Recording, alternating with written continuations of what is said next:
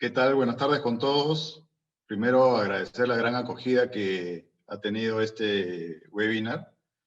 La parte de exportador básicamente está referida a que no todos los productos que se exportan tienen derecho al drawback, ¿no? Existe normado las partidas excluidas, ¿no? El legislador ha optado, en vez de decirte qué cosas sí se puede acoger, lo ha hecho a la inversa, qué cosa no puede acogerse.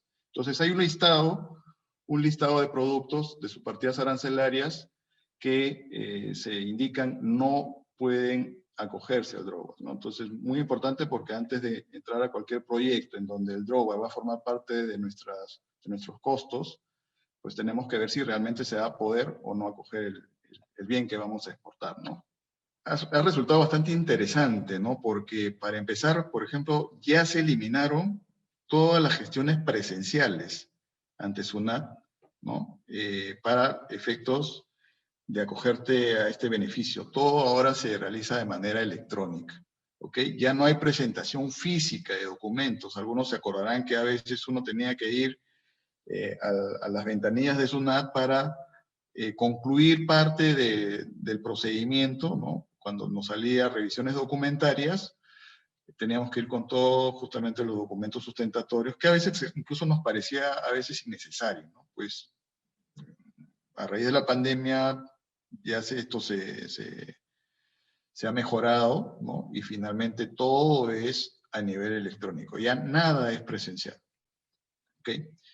Y pues el procedimiento que estaba orientado a un mix, ¿no? A actividades electrónicas y a actividades presenciales, pues se ha adecuado, ¿no?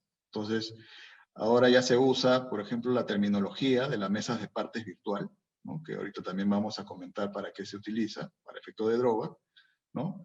Y pues nos ha traído algunos otros cambios que se los voy a comentar también rápidamente para ya entrar de lleno a la parte de los rechazos, ¿no?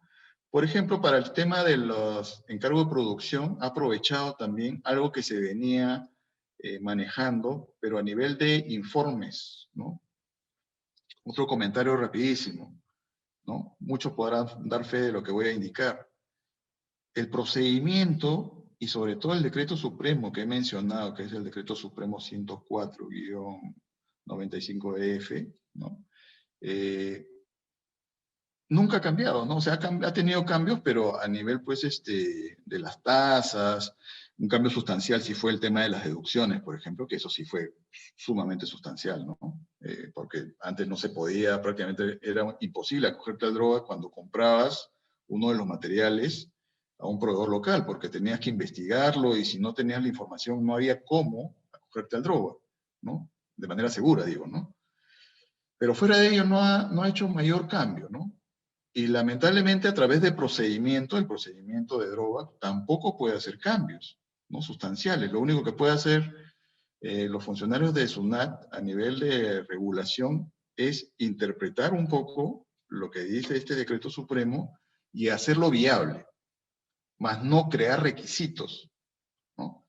Y entonces lo que tenemos es una suerte de compendios de informes que es lo que todo aquel que hace drogas tiene que conocerlos, tenerlos a la mano a disposición, y también un compendio de resoluciones del Tribunal Fiscal y de la Corte Suprema también cuando resuelve casaciones o también cuando resuelven casos de demandas de contenciosas administrativas. Es decir, las normas siguen siendo las mismas, pero tenemos que estar un poco actualizados con todos los pronunciamientos. ¿Por qué? Porque los pronunciamientos son los que nos van dando la pauta de todo aquello que las normas, que siguen siendo estáticas, no lo dicen, no lo desarrollan.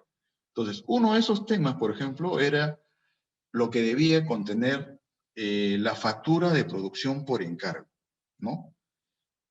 Se acordarán algunos que de repente también hemos tenido oportunidad de coincidir en alguno de los eventos que hemos tenido la suerte de participar, que nuestra recomendación siempre era, pues, para evitar suspicacias, poner en la factura de producción por encargo la siguiente glosa, ¿no? Que más o menos dice así, que era servicio de producción por encargo de y el producto, por ejemplo, ¿no?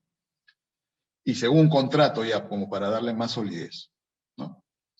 Pues resulta que ya desde algunos años, un par de años más o menos, o hasta 3, comenzaron a darse una suerte de rechazos, una serie de rechazos por parte de la administración aduanera, indicando que esa glosa no era completa, no era suficiente, porque no indicaba en qué consistía ese servicio, ¿no?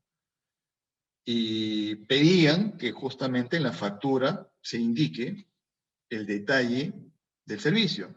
Por ejemplo, si es que hablábamos de palta, decían, no, pues tienes que poner que incluye selección, limpieza, calibrado, corte, qué sé yo, ¿no? Embalado, etcétera, ¿no?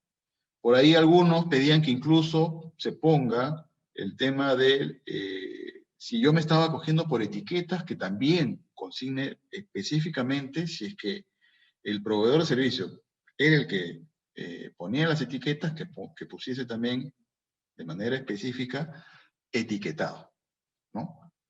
Y entonces comenzaba, algunas aduanas lo pedían, otras aduanas no, etc. Entonces, este proceso, este procedimiento, este cambio que ha tenido, lo que indica es que justamente la descripción o el tipo de servicio consignado debe contener las características o rasgos fundamentales del servicio brindado. Lo cual nos llevaría a decir, a concluir, pues, ok, si tiene razón, tengo que detallarlo. Sin embargo, existe un informe, ¿no? Que para los que quieran se los puedo proporcionar luego, que indica más bien lo contrario, ¿no? Y entonces ya entramos a las primeras ahí dudas, ¿no? Porque tenemos un informe en donde dice, no, no necesariamente tiene que decir al detalle, ¿no? A lo que nos estamos refiriendo, por ejemplo, es que no diga, pues, maquila. Bueno, pero ese es otro tema, ¿no? Porque hay muchas facturas que en vez de decir servicio de producción por encargo, lo que decían era maquila, ¿no? O en vez de no decir servicio de producción por encargo, solamente decían, pues, no sé, pues, servicio de lavado, ¿no?